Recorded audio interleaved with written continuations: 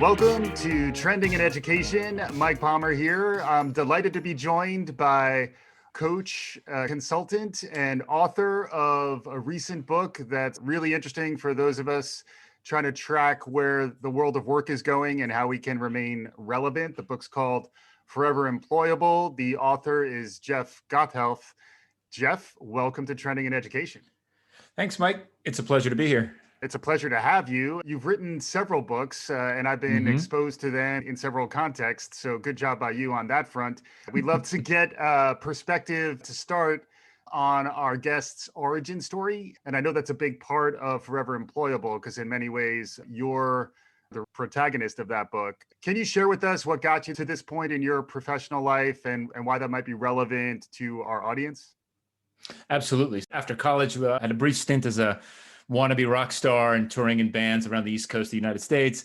That quickly failed, as most of those things do. And I ended up working in the web. This is the late 90s. And in the late 90s, if you could spell HTML, you could get a job.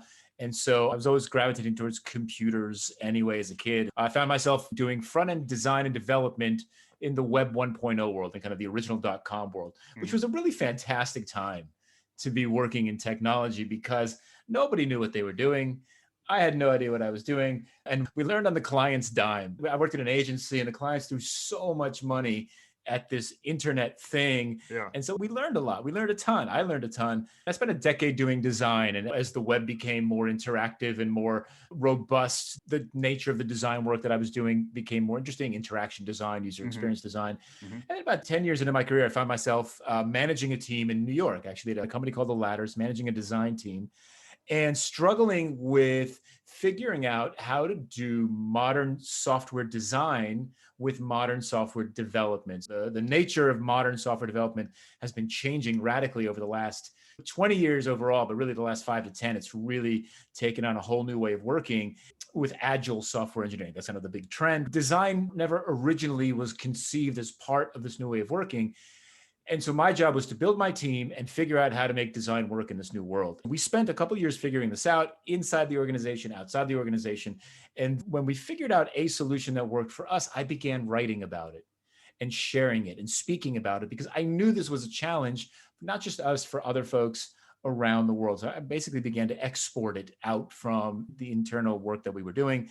That turned into my first book. The book was called Lean UX, it's being user experience. And I wrote that with my longtime co-author and collaborator, Josh Seiden, also based in Brooklyn. Yeah. And writing that first book really changed my life. Just to jump in on that too, that book was very prescient. You were able to identify the opportunity to extend lean and agile into design at a relatively early stage. We're a trend spotting show, so I'm just reinforcing your bona fides on that spot. In some ways, maybe you caught a trend. In some ways, maybe you even helped accelerate a trend.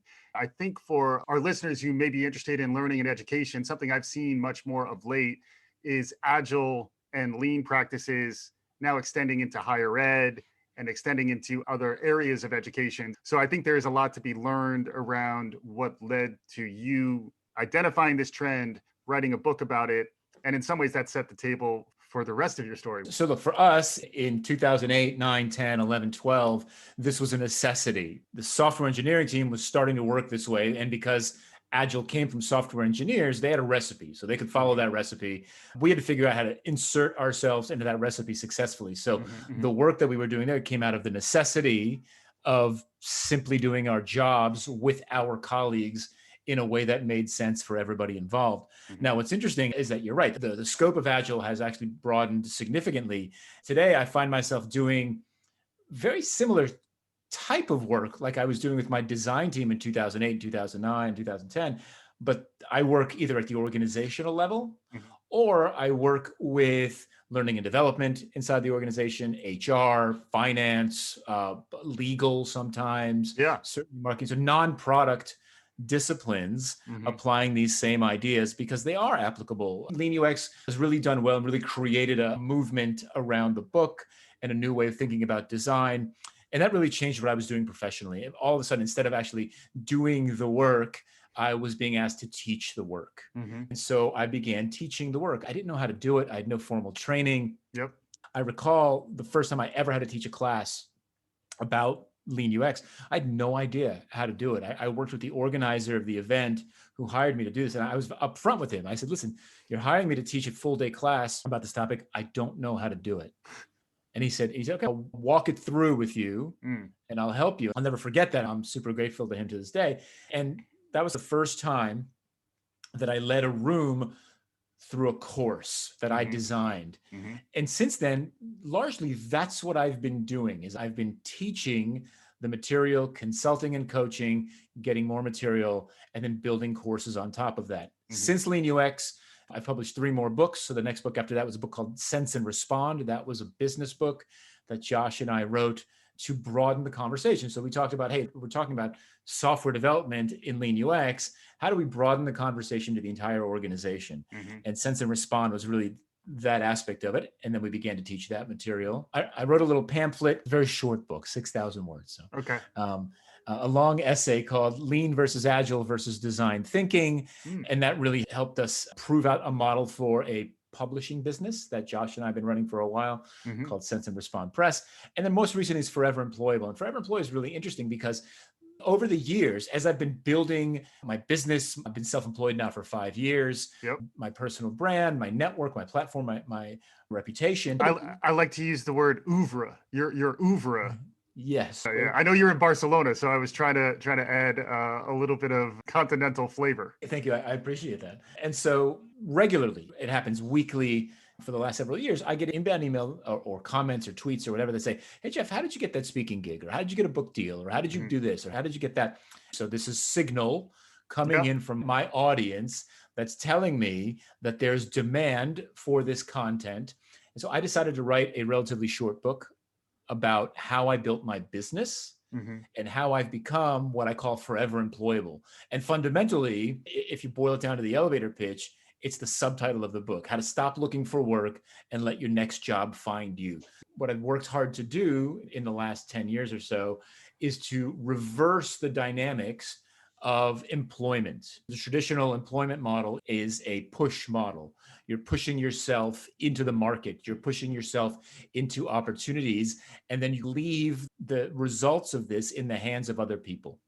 I wanted to create a pull model, a continuous pull model, so that at any given moment, my brand, my platform is attracting opportunities towards me so that no matter what happens to work that I'm doing, whether I'm employed full-time or consulting or whatever it is, there's always a flow, a steady stream of inbound opportunities so that I've got this kind of career safety net. If one client goes away, there's 3 others in the inbox, that type of thing. And so that's what the book is about. As you said, I'm the protagonist in that it's a semi-autobiographical story starting on the day I turned 35. If you want to find out what happened before I turned 35, you got to ask me. But from 35 on, it's in the book. And then other people's stories as well. Lots of case studies to prove that this isn't like just another tech bro talking about this kind of stuff. This is stuff that lots of people have done, different kinds of people in different industries, in different ways. And it's a viable way to rethink your career and really recapture control of it and reduce the stress, especially in these uncertain times. My goal is really to help folks reduce the stress of employment and employability because, hey, pandemic hit a year ago and a lot of people lost their jobs. The people who have done well in the pandemic are the people who do what I talk about in the book. It's not to say that other people haven't done well, but the people that I know that do what I talk about in the book have survived and in a lot of cases thrived in the pandemic as well. And so I'm hoping that the book helps folks. No, it's a fantastic read. It's a really relevant topic, particularly for a lot of the reasons you were describing. One of the trends that we've been tracking on the show is resilience and also anti-fragility, which is the other flavor of it, is folks who thrive in disruptive environments. Can you talk a little bit about how some of the recommendations in here and some of your insights can help folks become more resilient and start to thrive in somewhat chaotic times? What types of tactics or mindsets you think are relevant for folks to take away from this conversation? Clearly, they need to go out and grab this book, but in addition to the book, anything you can share around shifts of your mindset or your approach to your professional life that will help you weather some of the tumults that we're all living through these days? I think we have a tremendous opportunity today with the tools that are available to literally everybody. So first of all, you have an opportunity to share your story, your experience, and your expertise broadly in a variety of different ways, in the ways that best suit you and best suit the people that you're trying to reach with that conversation. And what that does is it starts to build your credibility publicly. It's not to say that you're not credible today, but if nobody knows about you, Mm-hmm. then you have to prove yourself every single time that you seek a new job, a new opportunity, a new teaching gig, whatever it is. So by sharing your story, by telling your story, you start to build that public credibility and that reputation, that Mm-hmm. network, and that audience. So that's the first opportunity. And there's a lot of noise out there, but nobody has your story. Nobody has done the things that you've done in the way that you've done them. So your perspective is the thing that you want to share Mm-hmm. and the steps that you've taken to get where you are today. The other opportunity is teaching. Mm-hmm. There's a whole section in the book called Teach. And for me, again, 15 years ago, if you would have said, Jeff, what are you going to be when you grow up? The word, I guarantee you 100%, the last thing that would have come to mind would have been teacher. Mm-hmm. Because it just didn't dawn on me that was something that either I was good at or that even played a role in my career path that I'd envisioned for myself Mm-hmm. when I was in my 30s. Today, I'm a teacher. You asked me what I do for a living. I teach every day. Like I'm teaching right now in this conversation. That's the way that I see it. Mm-hmm. There's so many opportunities to teach today, from live webinars to completely self-service courses on services like Udemy and Treehouse and that type of thing. You can write books. You can self-publish those books. There's so many opportunities for you to be able to share your expertise to, again, build not only an audience and a reputation, but also a secondary revenue stream. You don't have to quit your day job to do this. And eventually, if this starts to build, you can actually shift from maybe full-time employment to this other stuff if you want to. But the idea here is there's a giving back mentality. So the last step in the book that I talk about is the generosity of giving back and giving a lot of your expertise away for free. And then thinking logically, giving back. Eventually, you create some opportunities to monetize some of that expertise. What I found is that the more generous that you are to your community, to your target audience, the more they repay you in the future. Yeah, the world has changed in that respect too, where in many ways your audience is driving.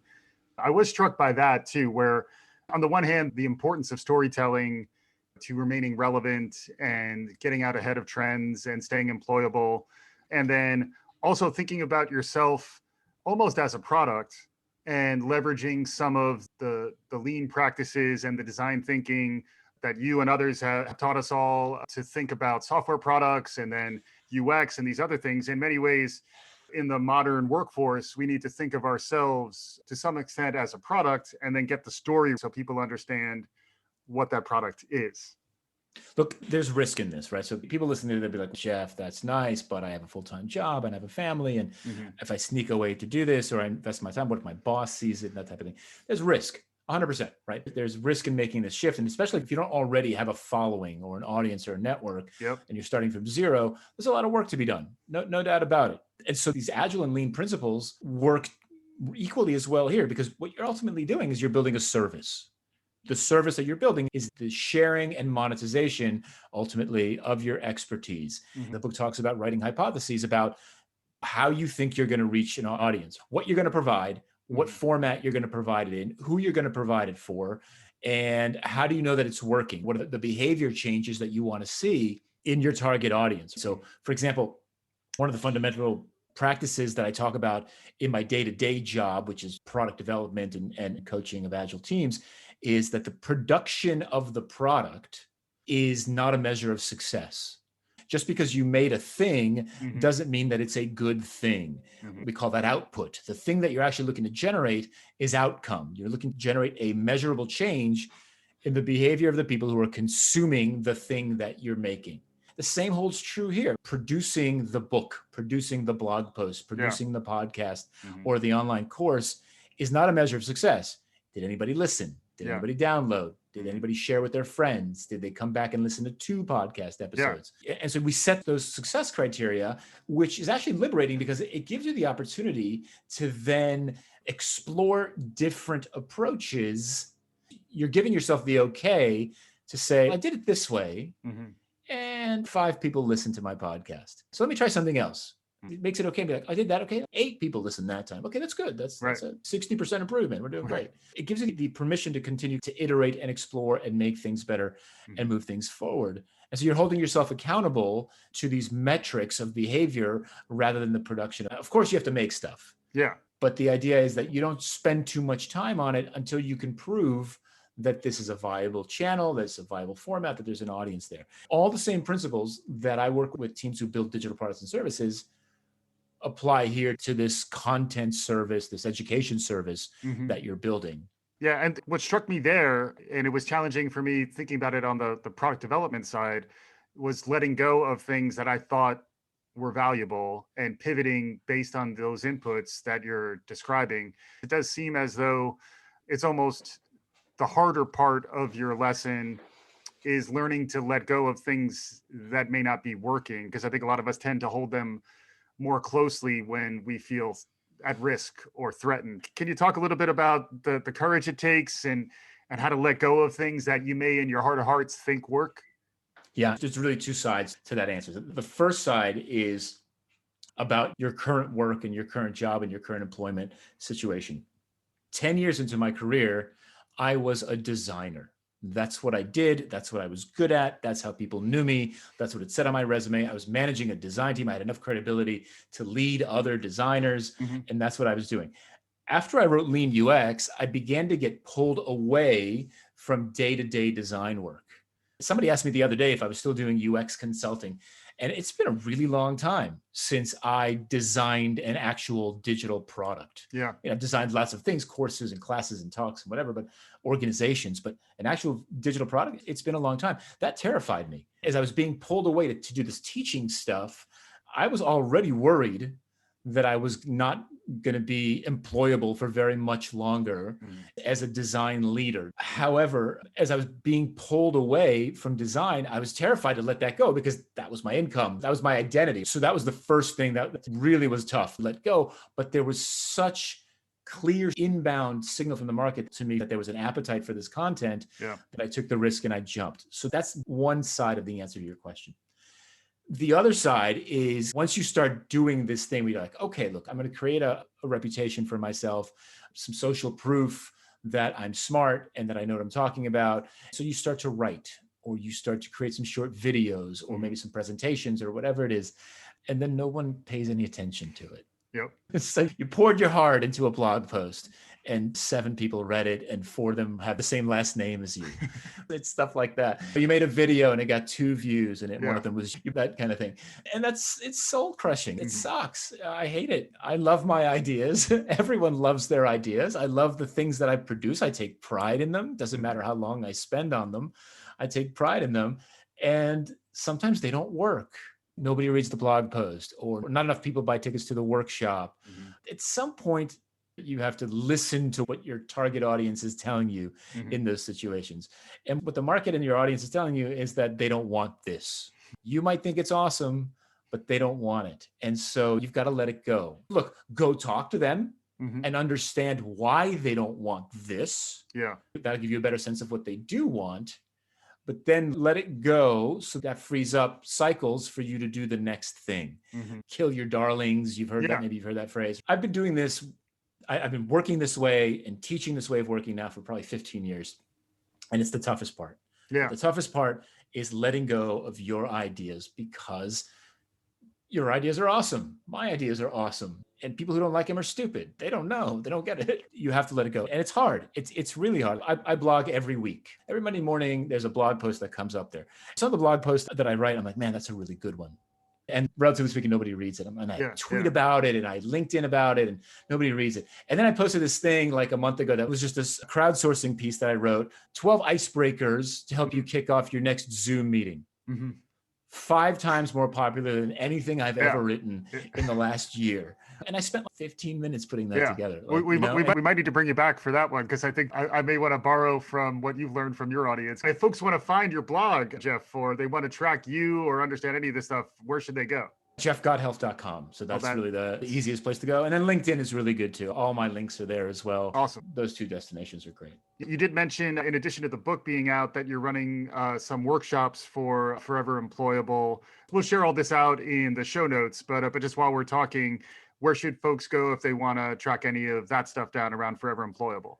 Foreveremployable.com will get you to the book website. Obviously, everything's on jeffgothelf.com. And if you're curious about the workshop, you can go to becomingforeveremployable.com, which is a 10-week course. We're in the middle of a cohort right now. The next one kicks off in April. So there's still time to join, and there's always limited capacity. Great stuff. I was struck by the importance of teaching. You just mentioned it. And I think of a lot of our listeners are, if not teachers, they're likely teacher adjacent. Do you have specific advice for folks who are in the education community? I like to call them learning professionals. If you are someone who's made a career in education, whether you're a teacher or an instructional designer or someone who's in ed tech or in administration and anywhere across the spectrum, if you're in learning and talent at an organization, anything that you think is specifically resonant to that audience? Absolutely. Look, every industry has a community, and every community has leaders in that community, thought leaders, experts, the people that you look up to. The ability today to become one of those leaders, to become present in that conversation, is easier than ever, but it does take effort. It takes effort. It takes consistency. The first part of the book is called Plant Your Flag. And really, it's the first exercise that I recommend, which is to decide what you want to be known for in your community. What do you want to build your reputation around? And it's an exercise in right sizing the flag that you're going to build as the foundation for your reputation and your network. You don't want to go too broad, but like education is enormous, huge, enormous, right? It's just way too broad, way too generic. You don't want to go too narrow, which is German language education for veterinarians. That feels like that's a little, it's niche. I mean, there's an audience for it. There are German shepherds out there, but there are other varietals of pooches. So yes. Exactly. It's somewhere in between those two that leverages your passions, your expertise, and your experience. And then it's an effort in consistency and frequency in establishing yourself as the person who knows about that. Wherever your community hangs out, participate. Participate in the conversations. Join in the conversations. Pay attention to what the thought leaders are already doing. Submit to speak at one of your industry conferences. Post some ideas in the discussion forums wherever your folks hang out and see what kind of feedback you get. Offer up a free presentation. I did one yesterday. I did a free webinar yesterday on objectives and key results. It was an hour-long presentation. That's it, 1 hour. Literally, I did 90 minutes of prep for it. So 2.5 hour effort, roughly speaking. 315 people signed up, about 150 showed up. But that's a terrific way to test your ideas. Our audience should track, if they're not aware of it, OKRs is the initialism that goes with objectives and key results. So a lot of the things that you've identified are what I like to call zeitgeisty. Frequently, you're saying things or you're identifying things that if you're not aware of these topics or these ideas, you can also borrow from folks like yourself, Jeff, to see what's working, what are the thought leaders doing, or what are the terms of art that are picking up traction. And then does that relate to me? Do I have the permission to be a thought leader in that realm? If you're interested in doing this kind of thing, there are folks in your industry doing this, and I would look to see what they're doing and learn from them. There are folks outside of your industry that are very successful at this as well. See what they're doing, because you can always lift ideas from them and then recombine them. Everybody's got a favorite YouTuber these days, right? You don't have to be like a 15-year-old kid to have a favorite YouTuber. My favorite YouTuber is a guy named Rick Beato. Rick Beato is a musician. He's in his mid-50s. He's worked with literally everybody in the business, and he's particularly musically gifted. He's got 2.5 million YouTube subscribers to his channel, and he makes these amazing 15, 20-minute videos where he dissects songs. He just breaks them apart. It's a series called What Makes This Song Great? And he'll pick like Tom Sawyer by Rush. Everything he picks is music that I know and love, right? And the quality of his videos and the way that he edits and everything. So I've learned a ton from him. And as I start to think about making more videos, I'm definitely going to focus on doing something like that. I was also curious to get your perspective on the imposter syndrome, because it does feel like you've heroically powered through it a lot, is what I picked up on from the book. But I'd love to hear you talk a little more about that. The imposter syndrome thing, everyone has it, literally everyone. I don't know any tricks other than to push the publish button. As we're going through the Becoming Forever Employable workshop now with the cohort, I've got a few folks in that class who have great ideas and are terrified of pushing the publish button. Yeah. There's so much noise out there. Why would anyone listen to me? Just ship it. The work doesn't count if you don't ship it. And I told you before, you're going to be shouting into the void for a while. That's just something you get used to. And thinking about the folks who've done this particularly well, there's a guy named Gary Vaynerchuk. Gary Vaynerchuk is a marketer who has become remarkably successful over the last, 15 years or so, based on creating content. And I buy into his philosophy that it's quantity over quality. Make more stuff, and then you'll start to make better stuff. But ultimately, quality is in the eye of the consumer, the person who's consuming your content. And so just make more stuff. I told you I was blogging every Monday. I started that last September. I used to blog once a month. Now I go every week. So I've quadrupled my writing pace. Yeah. And in that time frame, I've increased traffic to my blog by 50%. And again, some of those posts hit, many of them don't. And so the imposter thing, the only thing I can say is everybody feels it. Yeah. We all have it. You just got to ship it. The work doesn't count if you don't ship it. So yeah. put it out there. And also, I like to quote Nelson Mandela whenever I can. And he famously said, I never lose, I either win or learn. So once you publish, in some ways you learn more from the dismal numbers than the great ones. The hard work, I think, is frequently understanding why did it miss and trying to get some hypotheses about that, and then continuing to get better, continuing to be iterative, adopt some of these lean practices you've been espousing. Folks really should at this point understand lean, but if they don't understand lean and agile and design thinking, we mentioned lean UX, but are there any other places you would recommend for amateurs or neophytes when it comes to lean practices, design thinking, that kind of stuff? At the risk of, I'm going to plug myself. Please. Again.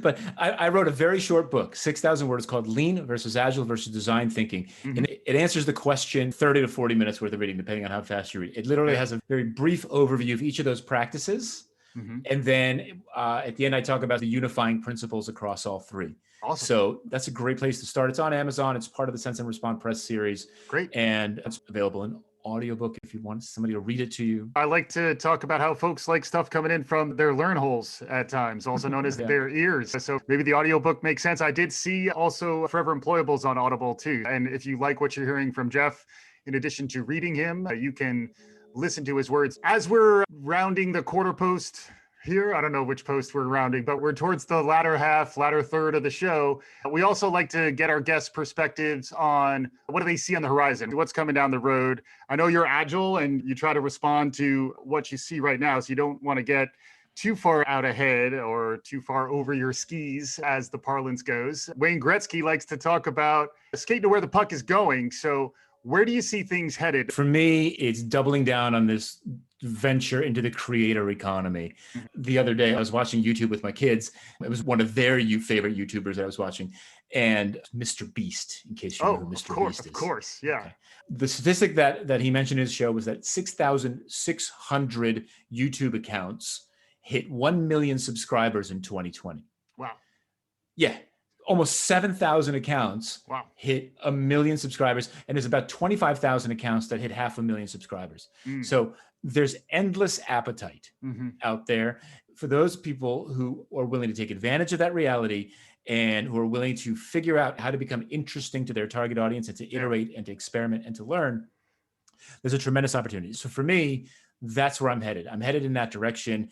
The Forever Employable content that I'm doing right now is high touch, high cost, low volume. By the end of the year, I'm hoping to have an offering that's the exact opposite of that. So it's a self-serve, low cost, high volume course that you can get through. That starts to take me personally out of the equation on a daily basis. That's really nice for me. And it gives me focus. It starts to fund my other activities. So really leaning heavily into this kind of creator economy world and doubling down on Forever Employable. I think it's the right ideas at the right time, and they seem to be working. It seems to be taking off. So I'm really happy about that. Yeah, I agree. I think you definitely caught a trend early once again, which good on you. Real quick as we wrap, any thoughts on the formats or the platforms that people should use or the approach to getting their message out there? You mentioned YouTube. You've talked about a wide range of content formats. Any insight or any recommendations on folks if they want to get themselves out there, how they should go about that? Yeah. So a little cliche, but fish where the fish are. So wherever your community hangs out, Yeah. that's where you should be. Whatever tool or social media platform or group they use, that's where you should be. So, for example, for me, it's Twitter and it's LinkedIn these days. And I used to write pretty heavily on Medium. Now, the downside to using social media, the upside is your people are there, the distribution algorithms are there, and you can play them in your favor and you can build an audience there. The downside is you're renting that audience. You don't own that audience. Yeah. And so ultimately, what you want to do is you want to start to own your audience. What does that mean? You bring them to your website, you sign them up for your email list, you provide content that you own in a space that you own ultimately. But if people don't know you, that's tough at first. So using Medium and Twitter and LinkedIn and Facebook and Instagram to get your ideas out there is fine. But eventually you want to bring those people in-house so that you own that audience and you're not renting it from Facebook or from Twitter or from YouTube or whatever. Awesome. Any final thoughts, Jeff? This was amazing. You were a teacher, so you did deliver on your promise. Hopefully our listeners got as much value out of this conversation as I did. Any concluding thoughts or things to take away from this conversation as we wrap up? I think that we all live in this sense. I have to provide for myself. I have to provide for my family. I've got to make sure that I can do this for the foreseeable future and beyond. The reality for the majority of us out there is that we are not in control of that. The ideas in Forever Employable, the ways that I've been building my career shift that dynamic. It puts you back in control and it gives you the ability through hard work. Let's not BS it, right? You've got to put in the work, but through hard work, you can turn that dynamic around 180 degrees and put yourself in the driver's seat and then decide what you want to do and how you want to do it and how much of it you want to do and when you want to take a break. And to me, that's so empowering and liberating that I wouldn't trade it for anything in the world. It's a great way to end. Jeff Gothelf, the author of Forever Employable. You can check him out at jeffgothelf.com. We'll share links to his books and all the references that he made throughout the conversation. Definitely someone to keep an eye on and to track if you want to understand where the world is heading and how to build a resilient future for yourself, which is something I think we all want to do. If you like what you're hearing, follow us on Trending in Ed on Twitter. Visit us at trendingineducation.com and subscribe wherever you listen to podcasts.